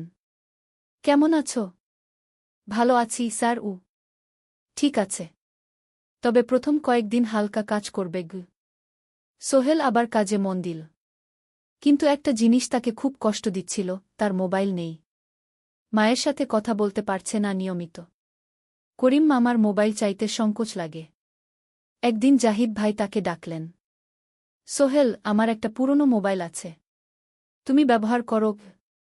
না ভাই, আমি নাও। আমার কাজে লাগছে না। তুমি রাখো গু। সোহেল কৃতজ্ঞতায় প্রায় কেঁদে ফেল। ধন্যবাদ ভাই। মোবাইল পেয়ে সোহেল প্রথমেই মাকে ফোন করল। মা খুব খুশি হলেন। এতদিন ফোন করিসনি কেন? মা, মোবাইলটা নষ্ট হয়ে গিয়েছিল। নতুন নিয়েছি। মায়ের গলায় স্বস্তি ফুটে উঠল। ৬ষ্ঠ অধ্যায়, নতুন সুযোগ। আরও ৩ মাস কেটে গেল। সোহেল পুরোপুরি সুস্থ হয়ে গেছে। তার জীবন আবার স্বাভাবিক হয়ে এসেছে। সে এখন কম্পিউটার ট্রেনিং শেষ করেছে, সার্টিফিকেট পেয়েছে। কিন্তু একটা ঘটনা তার জীবনে বড় পরিবর্তন নিয়ে এলো। একদিন সকালে আলী সাহেব তাকে ডাকলেন। সোহেল বসো। সোহেল বস। মনে একটু ভয় লাগছিল। আলী সাহেব কি তাকে বকবেন? সোহেল, তুমি তো এখন কম্পিউটার চালাতে পারো? জি স্যার, একটু একটু শিখেছি। ভালো। আমি তোমার কাজ দেখছি। তুমি খুব পরিশ্রমী আর সৎ। আমাদের কোম্পানিতে এরকম মানুষের দরকার। সোহেল কিছু বুঝতে পারছিল না। আমি তোমাকে একটা সুযোগ দিতে চাই। আমাদের কোম্পানি একটা ট্রেনিং প্রোগ্রাম চালু করছে নতুন কর্মচারীদের জন্য। 6 মাসের কোর্স। কম্পিউটার অ্যাকাউন্টিং, ভবন নির্মাণের হিসাব নিকাশ, প্রজেক্ট ম্যানেজমেন্ট সব শিখবে। কোম্পানি সব খরচ দেবে। ট্রেনিংয়ের সময় তোমার বেতনও চলবে। রাজি আছো? সোহেল বিশ্বাস করতে পারছিল না। স্যার, সত্যি? আমাকে এত বড় সুযোগ দিচ্ছেন? হ্যাঁ। তুমি ভালো ছেলে, পরিশ্রমী। আমি তোমাকে এগিয়ে দিতে চাই। ভবিষ্যতে তুমি এই কোম্পানির একজন গুরুত্বপূর্ণ কর্মচারী হবে। সোহেল কৃতজ্ঞতায় প্রায় কেঁদে ফেল। ধন্যবাদ স্যার। আমি কঠোর পরিশ্রম করব। আমি জানি। সেদিন সন্ধ্যায় সোহেল মিনার দোকানে গেল। মিনাকে খবরটা দিল। মিনা খুব খুশি হল। তার চোখে জল এসে গেল। তুমি পারবে সোহেল। আমি জানি। সোহেল তার মা আর বোনকেও ফোন করে খবরটা দিল। মা কাঁদতে লাগলেন। তোর বাবা বেঁচে থাকলে কত খুশি হতো। ট্রেনিং শুরু হলো পরের মাস থেকে। প্রতিদিন সকালে 3 ঘন্টা ক্লাস, তারপর বাকি সময় অফিসের কাজ। ক্লাসে 5 জন নতুন কর্মচারী। সবাই তরুণ, উৎসাহী। শিক্ষক ছিলেন একজন অভিজ্ঞ ইঞ্জিনিয়ার। নাম রহিম স্যার। তিনি খুব ভালোভাবে সব কিছু বুঝাতেন। কম্পিউটার অ্যাকাউন্টিং, এক্সেলে জটিল ক্যালকুলেশন, প্রজেক্টের বাজেট তৈরি, সময় ব্যবস্থাপনা সব। সোহেল পুরো মনোযোগ দিয়ে শিখতে লাগল। সন্ধ্যায় বাড়ি ফিরে প্র্যাকটিস করত। করিম মামার ছেলের কাছ থেকে একটা ল্যাপটপ ধার নিত কখনো কখনো। 6 মাস পরে ট্রেনিং শেষ হল। সবাই সার্টিফিকেট পেল। আলী সাহেব একটা অনুষ্ঠান করলেন। সোহেল সেরা পারফর্মার হিসেবে একটা বিশেষ পুরস্কার পেল, 5,000 টাকা বোনাস। আলী সাহেব ঘোষণা করলেন, সোহেল, আজ থেকে তুমি আমাদের জুনিয়র অ্যাকাউন্ট অ্যাসিস্ট্যান্ট। তোমার বেতন 15,000 টাকা। সোহেল অবাক হয়ে গেল। 8,000 থেকে 15,000, প্রায় দ্বিগুণ। সেদিন রাতে সোহেল ঘুমাতেই পারল না। খুশিতে, উত্তেজনায় তার চোখে ঘুম নেই। সে ভাবল তার জীবন কিভাবে বদলে যাচ্ছে। 2 বছর আগে যে রিকশা চালাত, আজ সে একটা নামকরা কোম্পানির অ্যাকাউন্ট অ্যাসিস্ট্যান্ট। 7ম অধ্যায়, প্রেম ও প্রস্তাব। 1.5 বছর হয়ে গেল সোহেলের চট্টগ্রাম আসার। সে এখন একজন সফল যুবক। তার মা গ্রামে খুব খুশি। প্রতি মাসে সোহেল 10,000 টাকা পাঠায়। ছোট বোন ঋতু এখন কলেজে ভর্তি হয়েছে সোহেলের পাঠানো টাকায়। মায়ের চিকিৎসাও ভালোভাবে হচ্ছে। মিনার সাথে সোহেলের সম্পর্ক এখন আর শুধু বন্ধুত্ব নয়। দুজন দুজনকে ভালোবাসে। কিন্তু কেউ কাউকে সরাসরি বলার সাহস পায়নি। প্রতিদিন দেখা হয়, গল্প হয়, কিন্তু সেই একটা কথা বলা হয়ে ওঠে না। একদিন শুক্রবার ছুটির দিন। সোহেল মিনাকে বলল, আজ কি একটু ঘুরতে যাবে? কোথায়? পতেঙ্গা বিচ। তুমি কি কখনো গেছ? না। কিন্তু আমার দোকান। শুক্রবার। তোমার বাবা সামলাবে। মিনা রাজি হয়ে গেল। দুপুরে দুজনে বাস নিয়ে পতেঙ্গা গেল। সমুদ্র দেখে মিনা অবাক হয়ে গেল। কি সুন্দর! দুজনে বালিতে বসল। ঢেউয়ের শব্দ শুনতে শুনতে গল্প করছিল। হঠাৎ সোহেল বলল, মিনা, তোমার সাথে কিছু বলার ছিল। বলো। সোহেল একটা লম্বা শ্বাস নিল। তুমি জানো, আমি তোমাকে ভালোবাসি। মিনা হাসল। তার চোখ ভিজে গেল। জানি। আমিও তোমাকে ভালোবাসি সোহেল। সোহেল অবাক হয়ে গেল। সত্যি? হ্যাঁ। অনেকদিন ধরেই জানি। তুমি আমার জীবনে এসে সব কিছু বদলে দিয়েছ। তোমার সাথে থাকলে আমার মনে হয় আমি যে কোনো কিছু করতে পারব। দুজনে কিছুক্ষণ চুপ করে বসে রইল। সমুদ্রের ঢেউ এসে পায়ে লাগছিল। সূর্য পশ্চিমে ঢলে পড়ছে। আকাশ লালকুমলা হয়ে গেছে। কিন্তু আমার বাবার সাথে কথা বলতে হবে কি? মিনা বলল। আমি তৈরি। যখন বলবে তখন বলবো। পরের সপ্তাহে সোহেল মিনার বাবার সাথে কথা বলল। আব্দুল হামিদ সাহেব প্রথমে একটু দ্বিধা করলেন।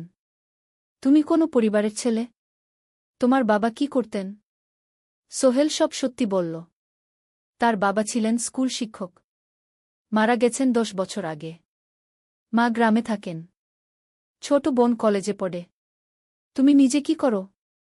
আমি আলামিন কনস্ট্রাকশন কোম্পানিতে জুনিয়র অ্যাকাউন্ট অ্যাসিস্ট্যান্ট।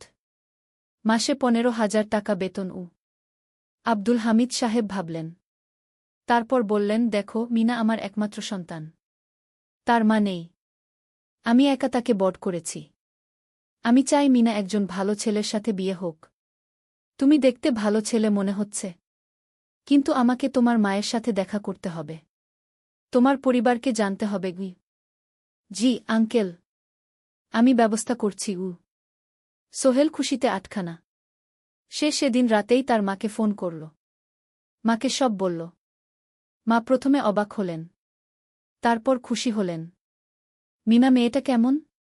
খুব ভালো মা। তুমি দেখলে পছন্দ করবে। ঠিক আছে। আমি আর ঋতু আসছি চট্টগ্রাম। 2 সপ্তাহ পর সোহেলের মা আর বোন চট্টগ্রাম এলো। সোহেল তাদের নিয়ে মিনার বাড়িতে গেল। 2 পরিবার একসাথে বসল। মিনার বাবা সোহেলের মাকে দেখে খুশি হলেন। সোহেলের মা সহজ সরল ভদ্রমহিলা। আপনার ছেলে খুব ভালো। মিনা তাকে পছন্দ করে। আমিও রাজি। আব্দুল হামিদ সাহেব বললেন। আমার সোহেল সৎ ছেলে। মিনাকে খুব ভালোবাসে। আমি জানি ও মিনাকে সুখে রাখবে। কি? সোহেলের মা বললেন। বিয়ের তারিখ ঠিক হল 3 মাস পর। এই 3 মাসে সোহেল যথেষ্ট টাকা জমাবে। বিয়ে হবে সাদামাটা কিন্তু সুন্দর। 8ম অধ্যায়, নতুন পথ। 3 মাস কেটে গেল দ্রুত। সোহেল প্রতিদিন কঠোর পরিশ্রম করছিল। অফিসে তার কাজের প্রশংসা হচ্ছে। আলী সাহেব তাকে এখন ছোটখাটো প্রজেক্টের হিসাব দেখতে দিচ্ছেন। সোহেল তার সঞ্চিত টাকা দিয়ে বিয়ের আয়োজন করল। বিয়ে হল মিনার বাড়ির কাছের একটা কমিউনিটি সেন্টারে। খুব বেশি লোক আসেনি। 2 পরিবারের আত্মীয় স্বজন আর অফিসের কয়েকজন সহকর্মী। কিন্তু অনুষ্ঠান ছিল খুব সুন্দর। সোহেল যখন মিনাকে বিয়ের পোশাকে দেখল, তার মনে হল পৃথিবীর সবচেয়ে সুন্দর মেয়ে সে। লাল শাড়ি পরা, মুখে হালকা মেকআপ, কিন্তু তার স্বাভাবিক সৌন্দর্য ছিল আসল। বিয়ের পর সোহেল একটা ছোট্ট ফ্ল্যাট ভাড়া নিল। 2 রুমের ফ্ল্যাট, মাসে ভাড়া 5,000 টাকা। মিনা এখনও তার পড়াশোনা চালিয়ে যাচ্ছে। আরও 1 বছর বাকি গ্র্যাজুয়েশন শেষ হতে। সোহেলের মা আর বোন গ্রামে ফিরে গেল। মা বলে গেলেন, সোহেল, মিনাকে ভালো রাখিস। মেয়েরা অনেক ত্যাগ করে সংসার করতে। জানি মা। নতুন জীবন শুরু হল। সোহেল সকালে অফিসে যায়, সন্ধ্যায় ফেরে। মিনা সকালে কলেজে যায়, দুপুরে ফিরে রান্না করে, ঘর গোছায়। সন্ধ্যায় দুজনে একসাথে বসে পড়াশোনা করে, গল্প করে, টিভি দেখে। জীবন সুন্দর ছিল। কিন্তু চ্যালেঞ্জও ছিল। মাসিক খরচ, ভাড়া 5,000, বাজার 3,000, বিদ্যুৎ গ্যাস 1,000, মায়ের জন্য 5,000, মিনার কলেজের খরচ 1,200। মোট প্রায় 14,000 টাকা। বাঁচত মাত্র 1,000 খানেক। কিন্তু সোহেল হাল ছাড়ল না। সে সন্ধ্যায় একটা কম্পিউটার ট্রেনিং সেন্টারে পার্ট টাইম পড়ানো শুরু করল। সপ্তাহে 3 দিন 2 ঘন্টা করে। এতে মাসে আরও 3,000 টাকা আসতে লাগল। মিনাও বসে থাকল না। সে বাড়িতে বসে কয়েকজন স্কুলের ছাত্রছাত্রীকে টিউশন পড়াতে শুরু করল। মাসে 2,000 টাকা আয়। এভাবে কেটে গেল 6 মাস। দুজন মিলে পরিবার চালাচ্ছে, স্বপ্ন দেখছে। একদিন সোহেল বলল, মিনা, আমি একটা নতুন স্বপ্ন দেখছি। কি? আমি নিজে একটা ছোট্ট কনস্ট্রাকশন কোম্পানি খুলতে চাই। ছোট ছোট প্রজেক্ট নেব। বাড়ি মেরামত, ছোট বিল্ডিং বানানো, এসব। তোমার কি যথেষ্ট অভিজ্ঞতা আছে? আছে। আমি 2 বছর ধরে এই কাজের সাথে জড়িত। অনেক কিছু শিখেছি। আর আলী সাহেবও আমাকে সাহায্য করবেন। কিন্তু টাকা কোথায়? কোম্পানি খুলতে তো অনেক টাকা লাগবে। আমি জমাচ্ছি। আরও 1 বছর কাজ করব। তারপর চেষ্টা করব। মিনা তাকে সমর্থন দিল। তুমি পারবে। তোমার মধ্যে সেই শক্তি আছে কি? নবম অধ্যায়, চ্যালেঞ্জের সময়। কিন্তু ভাগ্য সবসময় অনুকূলে থাকে না। সোহেল যখন স্বপ্ন দেখছিল নিজের কোম্পানি খোলার, তখনই একটা বড় সমস্যা এলো। আলী সাহেবের কোম্পানি একটা বড় প্রজেক্ট পেয়েছিল, একটা 10তলা বিল্ডিং বানানোর কাজ। কিন্তু প্রজেক্টের প্রধান ইনভেস্টর হঠাৎ পালিয়ে গেল। তিনি কোম্পানির কাছ থেকে প্রায় 50 লাখ টাকা নিয়ে গেছেন, কিন্তু কাজ শেষ হয়নি। কোম্পানি বড় ক্ষতির মুখে পড়ল। আলী সাহেব অনেক কর্মচারীকে ছাঁটাই করতে বাধ্য হলেন। প্রায় 10 জনকে চাকরি থেকে বাদ দিলেন। বাকিদের বেতন কমাতে হল। সোহেলকে আলী সাহেব ডেকে বললেন, সোহেল, আমি তোমাকে রাখতে চাই। তুমি বিশ্বস্ত কর্মচারী। কিন্তু তোমার বেতন কমাতে হবে 15,000 থেকে 10,000 সোহেল মনে মনে চিন্তায় পড়ে গেল। 10,000 টাকায় সংসার চলবে কিভাবে? মায়ের খরচ, ভাড়া, বাজার সব মিলিয়ে তো 14,000 টাকা লাগে। কিন্তু সে কিছু বলল না। ঠিক আছে স্যার। বাড়ি ফিরে সোহেল মিনাকে সব বলল। মিনা চিন্তিত হয়ে গেল। এখন কি হবে? চিন্তা করো না, আমি পার্ট টাইম টিউশনির সময় বাড়াব। আর তুমিও বেশি করে টিউশন নাও। কিন্তু আমার তো পড়াশোনাও আছে গি।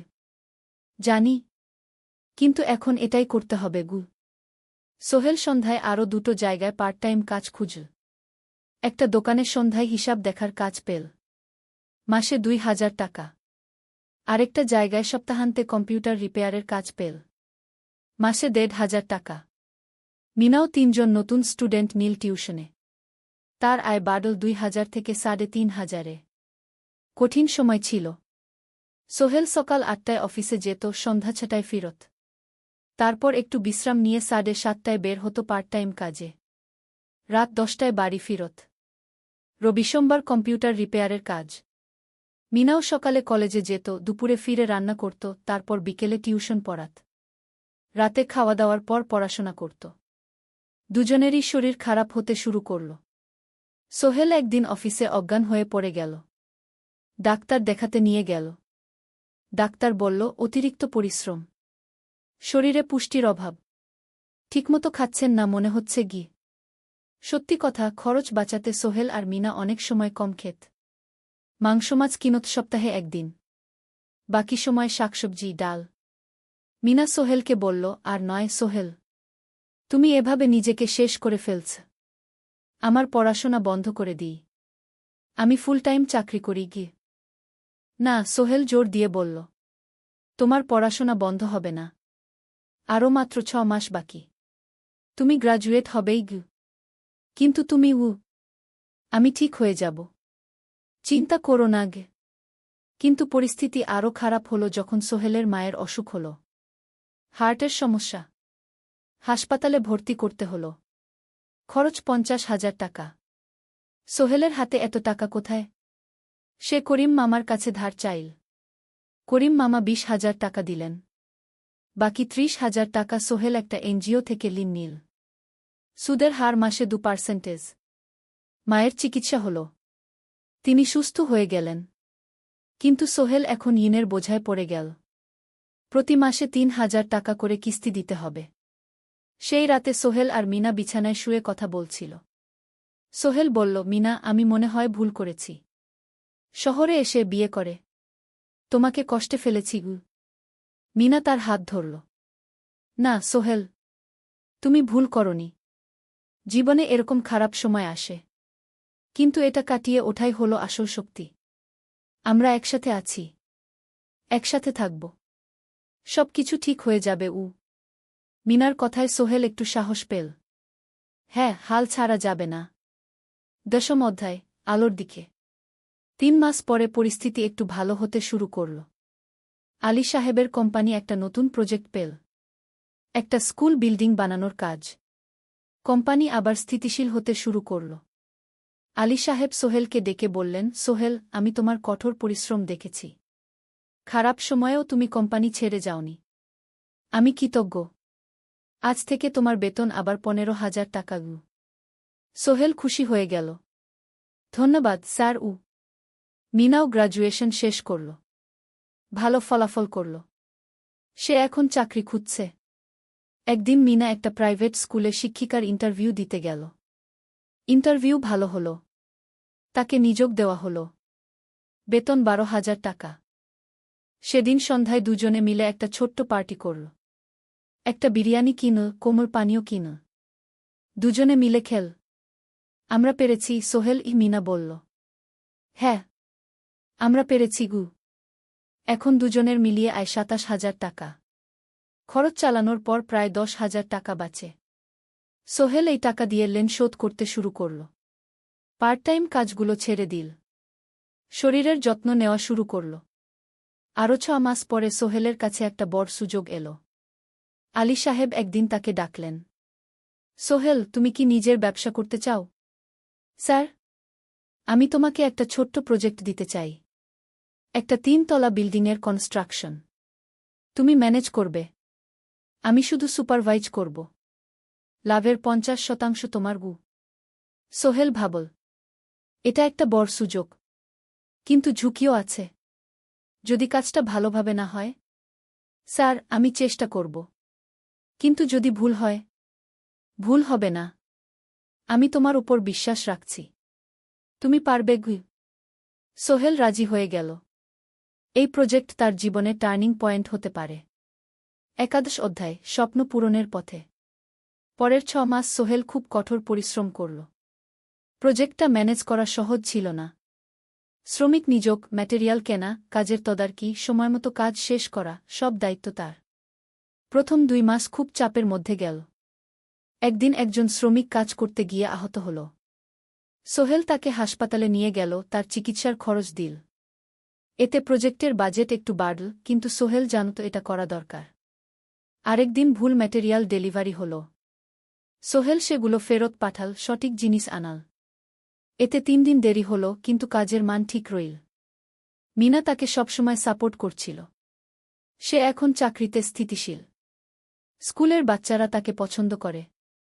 প্রিন্সিপাল তার কাজে খুশি। প্রজেক্ট শেষ হল 6 মাসে। সময়মতো, বাজেটের মধ্যে। বিল্ডিংয়ের মালিক খুব খুশি হলেন। তিনি আলী সাহেবকে ধন্যবাদ দিলেন। আলী সাহেব বললেন, ধন্যবাদ আমাকে না, এই ছেলেকে দিন। সোহেল পুরো প্রজেক্ট ম্যানেজ করেছে গু। প্রজেক্ট থেকে মোট লাভ হল 3 লাখ টাকা। সোহেল পেল 1.5 লাখ টাকা। তার জীবনে এত টাকা এই প্রথম। সে করিম মামার ঋণ শোধ করল। এনজিওর বাকি ঋণ শোধ করল। তারপর তার মাকে 50,000 টাকা পাঠাল। মা দিয়ে গ্রামের বাড়িটা একটু মেরামত করাল, বোন ঋতুর জন্য একটা ল্যাপটপ কিনল। বাকি টাকা দিয়ে সোহেল একটা ব্যাংক অ্যাকাউন্টে জমা রাখল। ভবিষ্যতের জন্য। আলী সাহেব সোহেলকে আরও 2টো প্রজেক্ট দিলেন। এবার একটু বড়। সোহেল আত্মবিশ্বাসের সাথে সেগুলোও শেষ করল। 2 বছর পরে সোহেল সিদ্ধান্ত নিল, এবার নিজের কোম্পানি খোলার সময় এসেছে। দ্বাদশ অধ্যায়, নতুন শুরু। সোহেল তার সব জমানো টাকা দিয়ে একটা ছোট্ট অফিস ভাড়া নিল। 2 রুমের অফিস। একটা রুমে কাজের জায়গা, আরেকটায় ছোট্ট মিটিং রুম। অফিসের সামনে একটা বোর্ড লাগাল, Sohel construction and development. Mina তাকে সাহায্য করছিল। সে অফিসের অ্যাকাউন্টস দেখত সন্ধ্যায় স্কুল থেকে ফিরে। দুজন মিলে একটা টিম। প্রথমে ছোট ছোট কাজ নিল। বাড়ি মেরামত, দোকান সংস্কার, ছোট বিল্ডিং কনস্ট্রাকশন। কাজের মান ভালো রাখার চেষ্টা করল। সময়মতো শেষ করল। দাম ন্যায্য রাখল। ধীরে ধীরে সোহেলের সুনাম ছড়িয়ে পড়ল। মানুষ তাকে বিশ্বাস করত। তার কাছে নতুন নতুন কাজ আসতে লাগল। প্রথম বছর খুব কষ্ট হল। কখনো লাভ হতো, কখনো লস। কিন্তু সোহেল থেমে থাকল না। সে শিখতে লাগল ব্যবসা কিভাবে চালাতে হয়। দ্বিতীয় বছরে পরিস্থিতি ভালো হল। সোহেল এখন 3 জন স্থায়ী কর্মচারী নিযোগ দিল। একজন ইঞ্জিনিয়ার, একজন সুপারভাইজার, একজন অফিস সহায়ক। তৃতীয় বছরে একটা বড় প্রজেক্ট পেল। একটা স্কুল বিল্ডিং বানানোর কাজ। 5 তলা বিল্ডিং। সোহেল পুরো মনোযোগ দিয়ে কাজটা করল। শ্রমিকদের ভালো বেতন দিল, ভালো ম্যাটেরিয়াল ব্যবহার করল, সময়মতো কাজ শেষ করল। স্কুল কর্তৃপক্ষ খুব খুশি হল। তারা সোহেলের কাজের প্রশংসা করল। এই প্রজেক্ট থেকে সোহেল প্রায় 5 লাখ টাকা লাভ করল। এই টাকা দিয়ে সে আরও ভালো একটা অফিস নিল। আরও কর্মচারী নিযোগ দিল। এখন তার কোম্পানিতে 10 জন স্থায়ী কর্মচারী। প্রজেক্ট অনুযায়ী আরও শ্রমিক নিযোগ দেওয়া হয়। 13 অধ্যায় পরিবার। এদিকে সোহেল আর মিনার সংসারেও খুশির খবর এল। মিনা গর্ভবতী। 9 মাস পর তাদের একটা মেয়ে হল। নাম রাখল সারা। সারা যখন জন্মাল, সোহেলের মা আর বোন চট্টগ্রামে এল। মা 1 মাস থেকে গেলেন। মিনাকে সাহায্য করলেন। সোহেল এখন একটা বড় ফ্ল্যাট ভাড়া নিয়েছে। 3 রুমের ফ্ল্যাট। একটা রুমে সোহেল, মিনা, একটায় সারা, আরেকটায় অতিথি রুম। মায়ের জন্য সোহেল সিদ্ধান্ত নিল তাকে চট্টগ্রামে নিয়ে আসবে। গ্রামে একা থাকা ঠিক না। কিন্তু মা রাজি হলেন না। না বাবা, আমি গ্রামেই থাকব। এখানে আমার পরিচিত মানুষ আছে। তোর বোনকে নিয়ে যা। ও ঢাকায় পড়ছে, চট্টগ্রামে এনে ভালো কোথাও ভর্তি করিয়ে দেগি। সোহেল তাই করল। ঋতুকে চট্টগ্রাম বিশ্ববিদ্যালয়ে ভর্তি করিয়ে দিল। ঋতু এখন সোহেলের ফ্ল্যাটে থাকে, বিশ্ববিদ্যালয়ে পড়ে। সোহেলের মনে হল তার জীবন এখন পরিপূর্ণ। স্ত্রী, মেয়ে, বোন সবাই তার কাছে। ব্যবসা ভালো চলছে। মা গ্রামে সুখে আছেন। 14 অধ্যায় সফলতার শিখরে। 5 বছর কেটে গেল। সোহেল এখন একজন সফল উদ্যোক্তা। তার কোম্পানি কি সোহেল কনস্ট্রাকশন অ্যান্ড ডেভেলপমেন্ট এখন চট্টগ্রামে বেশ পরিচিত। প্রায় 30 জন কর্মচারী তার অধীনে কাজ করে। সোহেল এখন শুধু ছোট প্রজেক্ট করে না, বড় বড় প্রজেক্টও করে। একটা 8তলা বিজনেস কমপ্লেক্স বানানোর কাজ পেয়েছে। একটা হাসপাতাল বিল্ডিং বানাচ্ছে। মিনা এখনও স্কুলে পড়ায়। সে এখন ভাইস প্রিন্সিপাল। সাথে সোহেলের কোম্পানির অ্যাকাউন্টস ম্যানেজার। দুজন মিলে ব্যবসা চালা। সারা এখন 4 বছরের। স্কুলে ভর্তি হয়েছে। খুব চালাক মেয়ে। ঋতু বিশ্ববিদ্যালয় থেকে গ্রাজুয়েট হয়ে একটা ব্যাংকে চাকরি পেয়েছে। একদিন আলী সাহেব